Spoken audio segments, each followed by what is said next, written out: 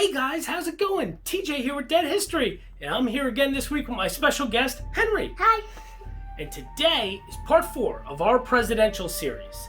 And we're going to be talking about the 4th president of the United States. Who's that, Henry? James Madison. That's right, James Madison. Last week, we took a look at Thomas Jefferson, who's the father of the Declaration of Independence. Well, this week, we're going to take a look at the father of the Constitution, James Madison.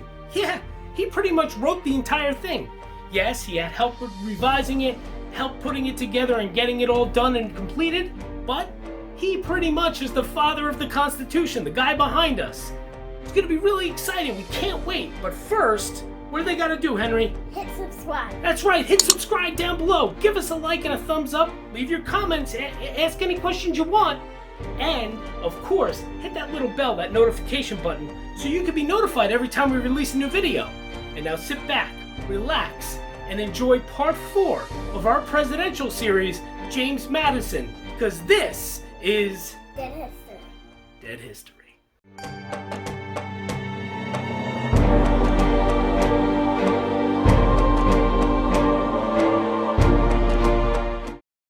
Hey guys, and yeah, that behind us, that's the 4th president of the United States. Who's that, Henry? James Madison. That's right, James Madison, the father of the U.S. Constitution. And today we're going to take a look at his home at Montpelier in Virginia. It was actually the first presidential home I was ever at. And another really cool thing about James Madison, see behind us? Yeah, he was on the $5,000 bill. What? What? The $5,000 bill? It really existed. It actually was a thing. It's super rare, and he was on it. And now the lady behind us, that's Dolley Madison, his wife. And she actually helped define what the role of First Lady actually is and still is today. Really cool stuff. And another cool thing about Dolley Madison? Yeah, see that? She had an ice cream named after her. Dolley Madison ice cream. I don't think it's even in existence anymore, but it's really cool that she had an ice cream named after her. Pretty cool stuff. So what I want you to do is I want you to sit back, relax, and enjoy part 4 of our presidential series entitled James Madison.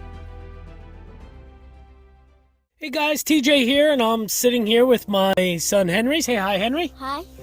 And we are going to jump right into the part 4 of our presidential series, James Madison. And I definitely was just telling Henry, I'm pretty sure we're going to have to break this up into 2 parts. So this will be part 1, of course, of James Madison, and then we'll finish it up with part 2. So what I'm going to do is I'm going to start off showing you guys a little video clip of when I'm going to actually do this in reverse, because what I did was when I first got to Montpelier, I saw James Madison's cemetery, the family cemetery first, and his grave and all, and then I walked to the on some of the paths to the slave cemetery and then to the main house at Montpelier. But I'm going to do it in reverse. I'm going to show you the house first and the slave cemetery first, and then I'm going to show you his gravesite. So that's the way we're going to do it. First, I'll start off showing you this little video clip. So here you go.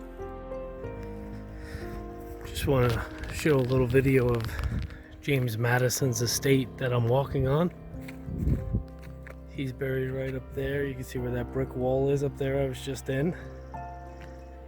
And this is his property. Just some of it. I don't know if it's pronounced Montpelier, maybe.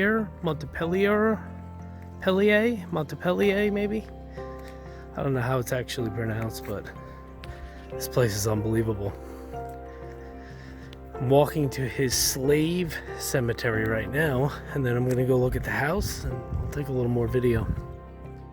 So now what we're taking a look at here is the slave cemetery at Montpelier, which is actually really pretty interesting. All the work that was done at Montpelier was done primarily by about 100 enslaved African Americans. James Madison, owned. So during his tenure of his time at Montpelier, he did have slaves. A lot of them are buried right here at this slave cemetery that you're seeing now on the screen, which was really interesting. And now I'm actually going to show you a really funny clip, because there was a very funny story that goes along with this, right, Henry? That I'm going to tell you guys. But first, I'm going to show you this really funny clip. This happened when I was leaving the slave cemetery and starting to walk to the main house at Montpelier. this this story that I'm going to tell you happened. So enjoy this little clip here. Oh, what are you doing? I got an idea. What the hell? When I stop the car, run out screaming. No problem.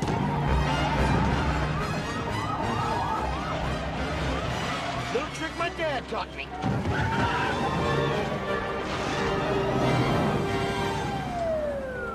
Bees! Bees! Bees in the car! Bees everywhere! God, they're huge! They're ripping my flesh off! Son, roll around. Do you hear me? Roll around on the ground. Forget that! I'm starting to swell up! Save yourself! Don't be the hero! Frank, I'm allergic to bees. Me too. They're huge and they sting crazy! We'll come back later and check on you. Yeah, in a while. Save yourself! Your firearms are useless against them!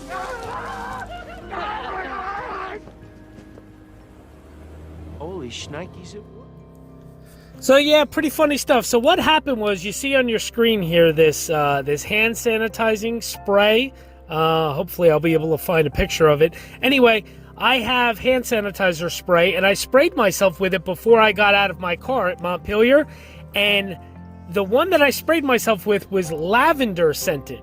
So I'm standing by the slave cemetery, right, Henry? Henry wasn't with me, but I told him this story, and all of a sudden I have these bees coming at me.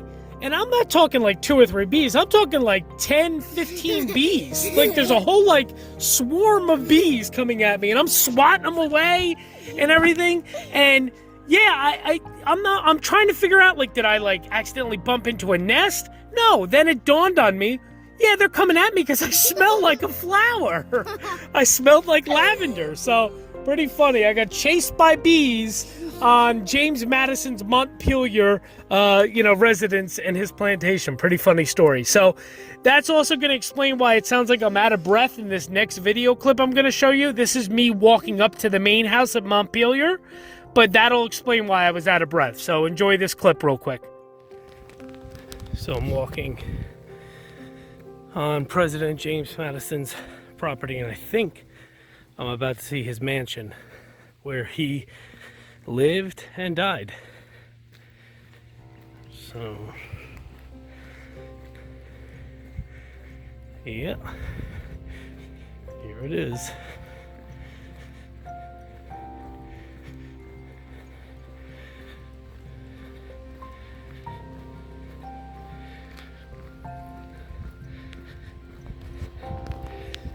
Look at this property. It's unbelievably beautiful.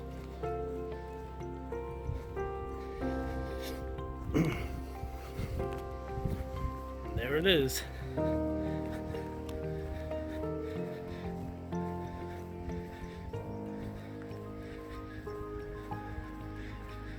Absolutely beautiful.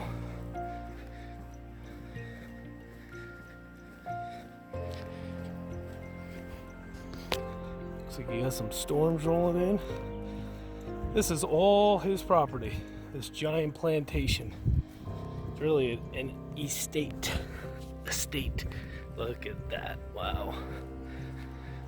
That is amazing. Wow. That's the house. That's the mansion.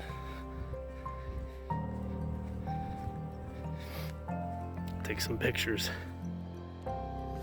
So yeah, pretty funny stuff there, obviously. Like I said, that's why I was out of breath, but pretty amazing, as you saw the clip of Montpelier, and now you're seeing on your screen the main house of Montpelier. So basically a little just history about the grounds and everything. In 1723, James Madison's grandfather, Ambrose Madison, and his brother-in-law, Thomas Chew, they received a patent for 4,675 acres of land in Piedmont of Virginia. So basically they're the ones that really obviously built this and started this whole thing. What they did, though, they originally built what was known as Mount Pleasant. That was originally like the home's name. And I guess over time, historians have figured out that Mount Pleasant was located very close near where the Madison family cemetery, which I'm going to show you in part 2, where that is. So pretty interesting stuff. And another interesting fact is Ambrose Madison, he was actually poisoned by 3 of his enslaved people. He held about 29 slaves, and 3 of them poisoned him. So after his death, basically what happened was Colonel James Madison Sr., who's James Madison's father, he kind of took over the estate.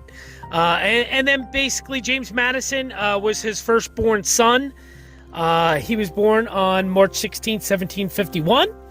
And then, yeah, so early years that James Madison spent, the 4th president that is, he spent at Mount Pleasant before this main building that you're seeing of Montpelier was built. That was built later on. So pretty cool stuff. The name Montpelier, the origins of the name are really kind of uncertain, but the first recorded use of the name comes from a letter that James Madison wrote in 1781. Madison personally liked the French spelling of the name Montpelier. That was a city in France, Montpelier, France. It was a famous resort. So clues from letters and visitor descriptions suggest that that this is the origin of the plantation's name overall. So pretty cool stuff. Obviously, you know, with James Madison, we've already kind of touched on it. He's the father of the Constitution. He's the architect of the Bill of Rights. Dolley Madison, First Lady. She was basically America's first lady. Montpelier was also home to 6 generations of enslaved African Americans. It's pretty amazing. It has over 8 miles of walking trails, and it's on 2,650 acres of property and land. So it's pretty expansive. Obviously, as you're seeing all these pictures on the screen here, you see this Mr. Madison's temple. I guess that's a place where he spent some time. And, you know, it's just beautiful. It was just such a beautiful place and beautiful grounds. And yeah, so that's pretty much it with James Madison. Now you're taking a look at one of my favorite pictures, this panoramic view I took of the property from a little further away. But yeah, that's Montpelier. That's where James Madison lived. That's also where he died. Of course, where he originally lived was Mount Pleasant, which was a home near the family cemetery, which you're going to see in part 2. So we're going to end this here so it doesn't run too long. And we're going to start off with part 2. I'm going to show you the Madison family cemetery and where James and Dolley Madison are buried and laid to rest. So stay tuned for part 2. Thanks, guys.